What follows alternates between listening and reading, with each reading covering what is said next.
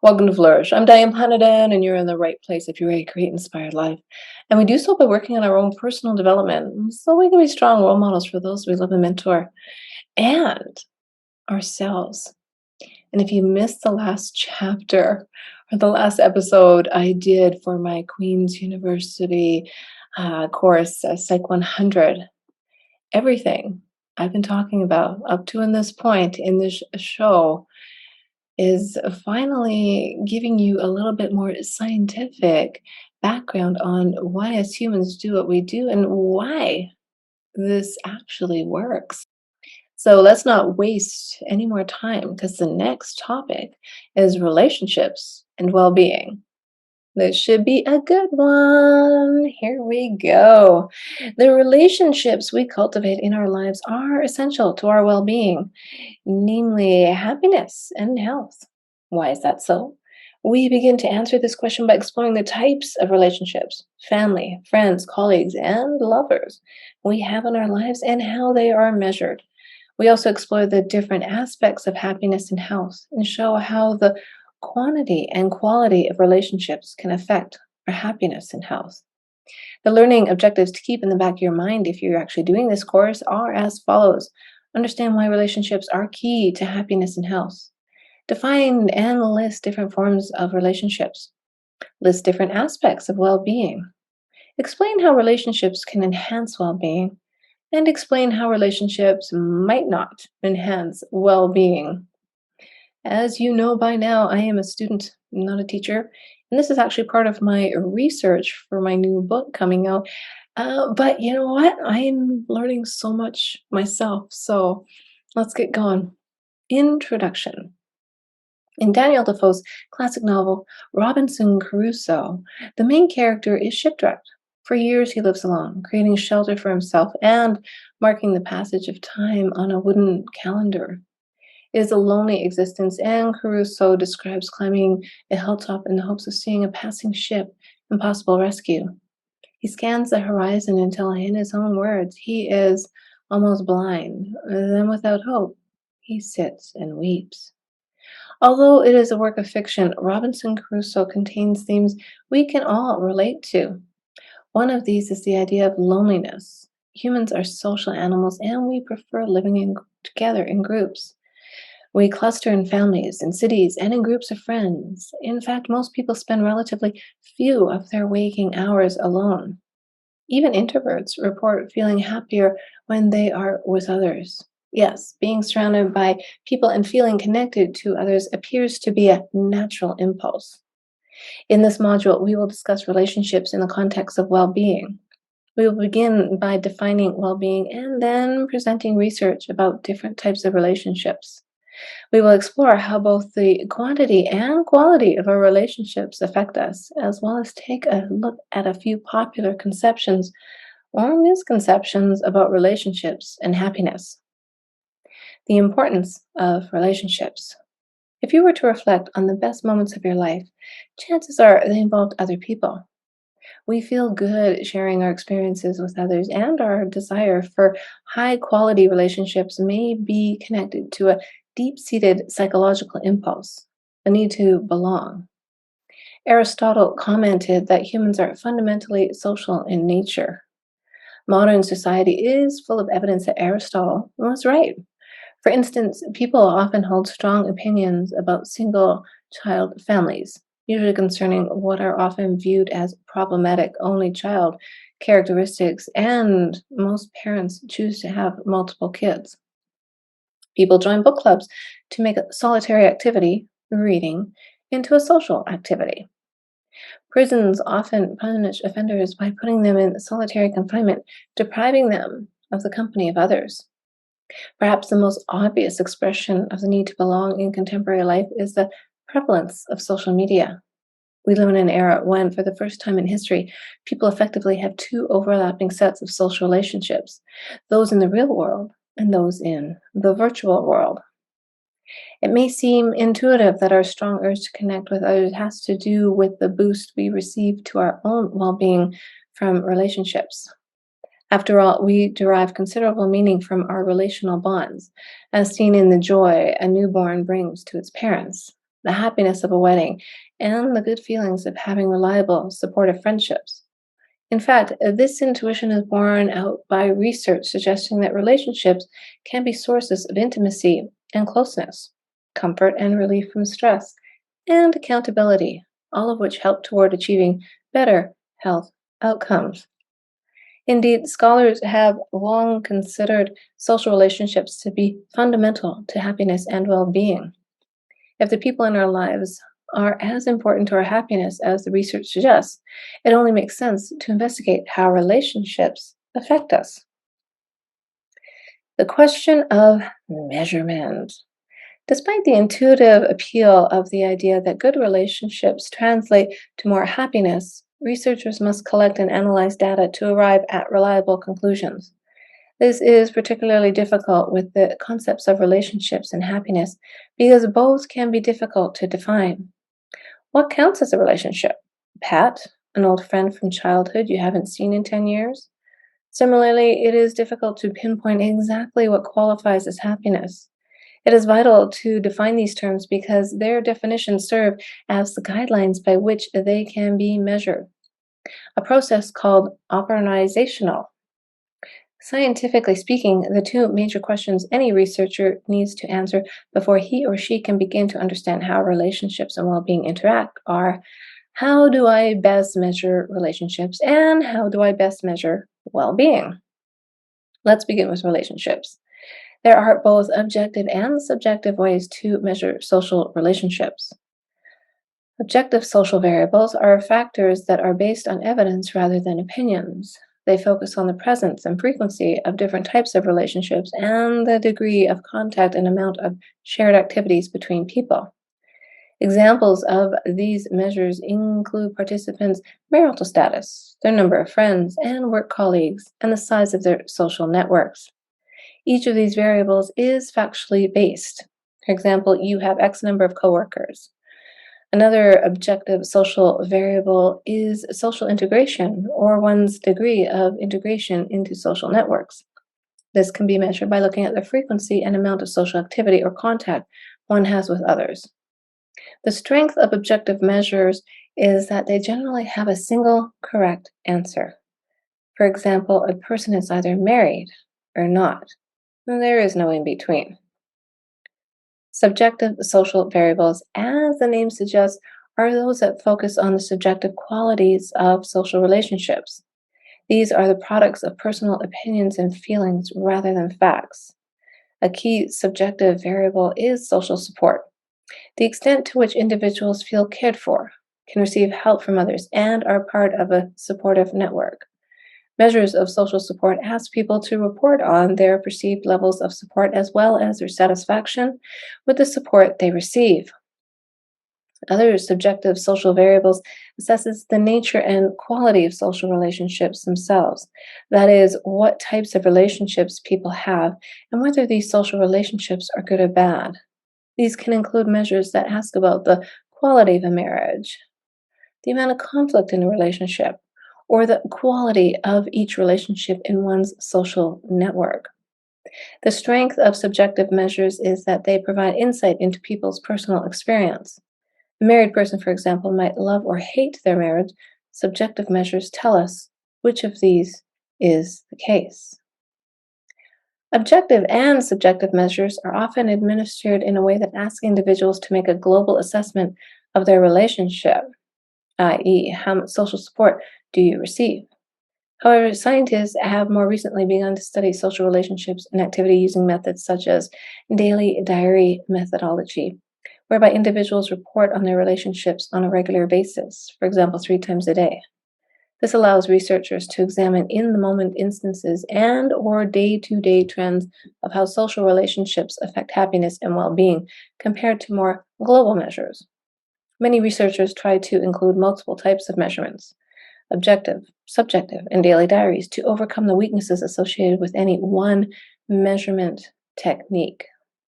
Just as researchers must consider how to best measure relationships, they must also face the issue of measuring well-being. Well-being is a topic many people have an opinion about. If you and 9 other people were to write down your own definitions of happiness, or of well being, there's a good chance you'd end up with 10 unique answers. Some folks define happiness as a sense of peace, while others think of it as being healthy.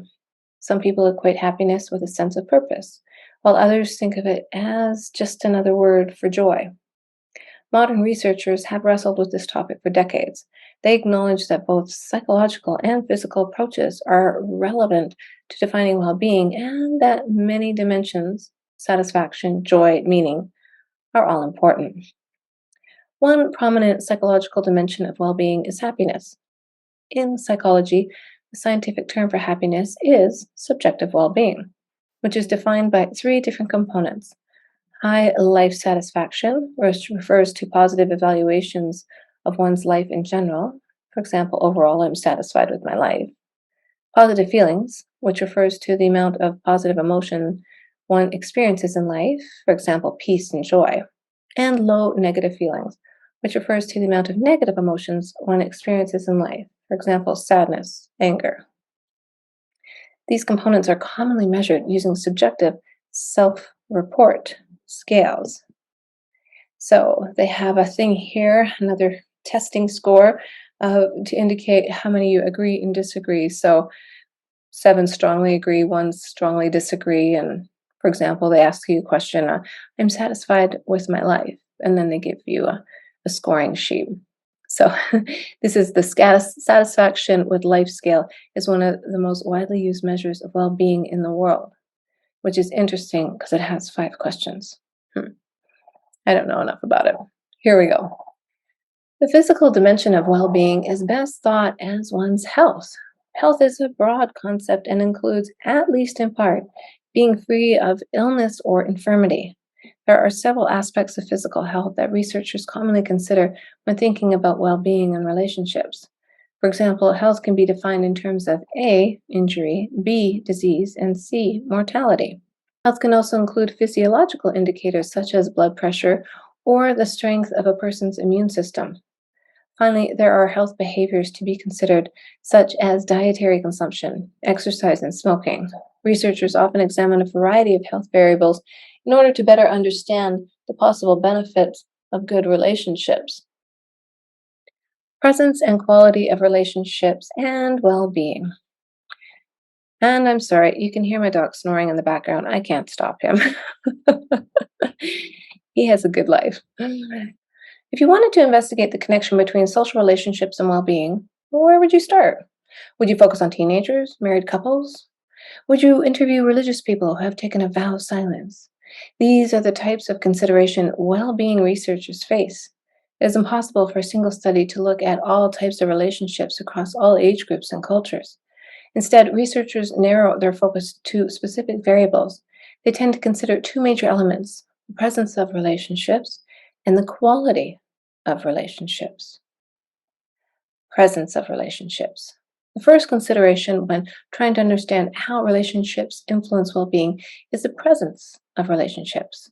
Simply put, researchers need to know whether or not people have relationships. Are they married? Do they have many friends? Are they a member of a club? Finding this out can be accomplished by looking at objective social variables, such as the size of a person's social network or the number of friends they have.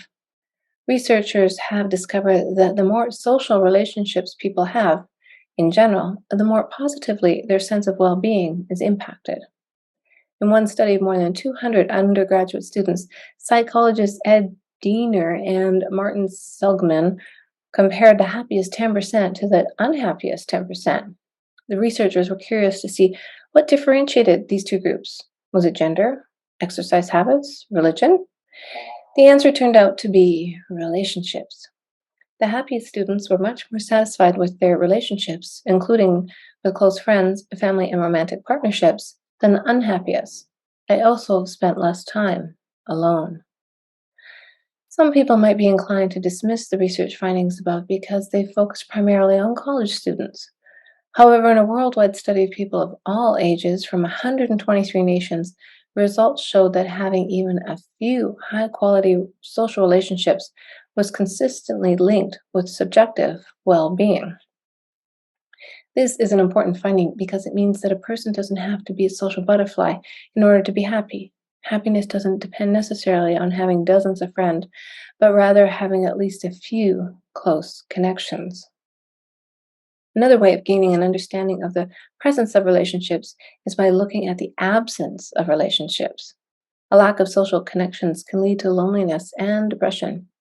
People lose well being when social relationships are denied, as in cases of ostracism. In many societies, withholding social relationships is used as a form of punishment. For example, in some Western high schools, people form social groups known as cliques, in which people share interests and a sense of identity. Unlike clubs, cliques do not have explicit rules for membership but tend to form organically as exclusive group friendships. When one member of a clique conflicts with the others, the offending member may be socially rejected. Similarly, some small societies practice shunning, a temporary period during which members withhold emotion, communication, and other forms of social contact as a form of punishment for wrongdoing. The Amish, a group of traditional Christian communities in North America who reject modern conveniences such as electricity, occasionally practice shunning. Members who break important social rules, for example, are made to eat alone rather than with their family. This typically lasts for 1 or 2 weeks. Individuals' well being has been shown to dramatically suffer when they are ostracized in such a way. Research has even shown that the areas of the brain that process physical pain when we are injured are the same areas that process emotional pain when we are ostracized. Hmm. Quality of relationships. Simply having a relationship is not, in itself, sufficient to produce well being. We're all familiar with instances of awful relationships: Cinderella and her stepsisters, loveless marriages, friends who have frequent falling outs, giving birth to the world frenemy. In order for a relationship to improve well being, it has to be a good one. Researchers have found that higher friendship qualities associated with increased happiness. Friendships aren't the only relationships that help, though. Researchers have found that high quality relationships between parents and children are associated with increased happiness, both for teenagers and adults. Finally, an argument can be made for looking at relationships' effects on each of the distinct components of subjective well being. Wallen and Lukeman in 2000 investigated a mix of relationships, including family, friends, and romantic partners. They found that social support and conflict were associated with all three aspects of subjective well being. Similarly, in cross-cultural study comparing college students in Iran, Jordan, and the United States, researchers found that social support was linked to a higher life satisfaction, higher positive effect, and lower negative effect. It may seem like common sense that good relationships translate to more happiness. You may be surprised to learn, however, that good relationships also translate to better health. Interesting, both the quality and quantity of social relationships can affect a person's health. Research has shown that having a larger social network and a high quality relationship can be beneficial for health, whereas having a small social network and poor quality relationships can actually be detrimental to health. Why might it be the case that good relationships are linked to health? One reason is that friends and romantic partners might share health behaviors, such as wearing seatbelts, exercising, or abstaining from heavy alcohol consumption. Another reason is that people who experience social support might feel less stress.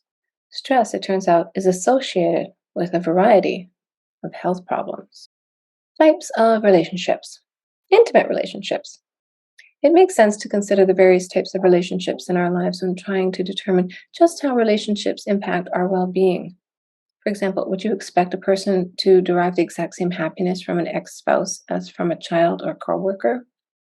Among the most important relationships for most people is their longtime romantic partner. Most researchers begin their investigation of this topic by focusing on intimate relationships because they are the closest form of social bond. Intimacy is more than just physical in nature. It also entails psychological closeness.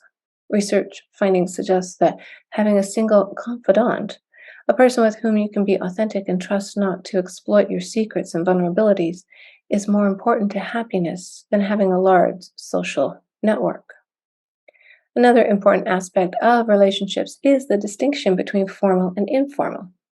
Formal relationships are those that are bound by the rules of politeness. In most cultures, for instance, young people treat older people with formal respect, avoiding profanity and slang when interacting with them. Similarly, workplace relationships tend to be more formal, as do relationships with new acquaintances. Formal connections are generally less relaxed because they require a bit more work, demanding that we exert more self control. Contrast these connections with informal relationships, friends, lovers, siblings, or others with whom you can relax. We can express our true feelings and opinions in these informal relationships using the language that comes most naturally to us and generally being more authentic. Because of this, it makes sense that more intimate relationships, those that are more comfortable and in which you can be more vulnerable, might be the most likely to translate to happiness. The most common way researchers investigate intimacy is by examining marital status. Although marriage is just one type of intimate relationship, it is by far the most common type. In some research, the well being of married people is compared to that of people who are single or have never been married, and in other research, married people are compared to people who are divorced and widowed. Researchers have found that the transition from singlehood to marriage brings about an increase in subjective well being. Research has also shown that progress through the stages of relationship commitment, i.e., from singlehood to dating to marriage, is also associated with an increase in happiness. On the other hand, experiencing divorce or the death of a spouse leads to adverse effects on subjective well being and happiness, and these effects are stronger than the positive effects of being married. Although research frequently points to marriage being associated with higher rates of happiness, this does not guarantee that getting married will make you happy. The quality of one's marriage matters greatly. When a person remains in a problematic marriage, it takes an emotional toll. Indeed, a large body of research shows that people's overall life satisfaction is affected by their satisfaction with their marriage. The lower a person's self reported level of marital quality, the more likely he or she is to report depression. In fact, longitudinal studies, those that follow the same people over a period of time, show that as marital quality declines, depressive symptoms increase. Perlew and colleagues arrived at this same conclusion after a systematic review of 66 cross sectional and 27 longitudinal studies. What is it about bad marriages or bad relationships in general that takes such a toll on well being? Research has pointed to conflict between partners as a major factor leading to lower subjective well being. This makes sense. Negative relationships are linked to ineffective social support and are a source of stress.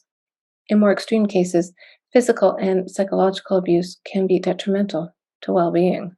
Victims of abuse sometimes feel shame, lose their sense of self, and become less happy and prone to depression and anxiety.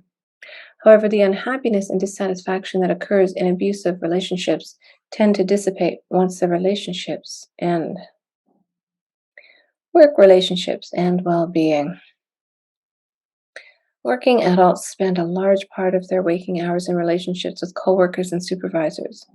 Because these relationships are forced upon us by work, researchers focus less on their presence or absence and instead focus on their quality. High quality work relationships can make jobs enjoyable and less stressful. This is because workers experience mutual trust and support in the workplace to overcome work challenges. Liking the people we work with can also translate to more humor and fun on the job. Research has shown that supervisors who are more supportive have employees who are more likely to thrive at work. On the other hand, poor quality work relationships can make a job feel like drudgery. Everyone knows that horrible bosses can make the workday unpleasant. Supervisors that are sources of stress have a negative impact on the subjective well being of their employees. Specifically, research has shown that employees who rate their supervisors high on the so called dark triad, psychopathy, narcissism, and Machiavellism, reported greater psychological distress at work, as well as less job satisfaction. In addition to the direct benefit or costs of work relationships on our well being, we should also consider how these relationships can impact our job performance. Research has shown that feeling engaged in our work and having a high job performance predicts better health and greater life satisfaction. Given that so many of our waking hours are spent on the job, about 90,000 hours across a lifetime, it makes sense that we should seek out and invest in positive relationships at work. Fact or myth? Are social relationships the secret to happiness? If you read pop culture magazines or blogs, you've likely come across many supposed secrets to happiness. Some articles point to exercise as a sure route to happiness, while others point to gratitude as a crucial piece of the puzzle. Perhaps the most written about the secret to happiness is having high quality social relationships. Some researchers argue that social relationships are essential to productive well being, but others contend that social relationships' effects on happiness have been exaggerated. This is because when looking at the correlations, the size of associations between social relationships and well being, they are typically small. Does this mean that social relationships are not actually important for well being? It would be premature to draw such conclusions because even though the effects are small, they are robust and reliable across different studies, as well as other domains of well being. There may be no single secret of happiness, but there may be a recipe, and if so, good social relationships would be one ingredient. So, we're exploring the secret sauce of the social aspect of us humans and our human nature to see if it does make a difference to our happiness. Well, if you like the show, share it with somebody you know, and they don't have to be a psych student. They can be anybody just interested in what makes us tick and what makes us want to live a more inspired life.